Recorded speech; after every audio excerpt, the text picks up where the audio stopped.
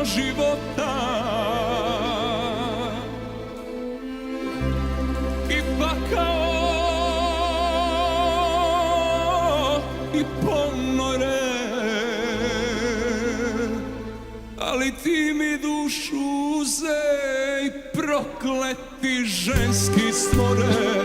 Pa zbog tebe nema mira u snovima i najavi kako da te muko moja, kako da te tugo moja, kako da te srce moje za trenutak zaboravi.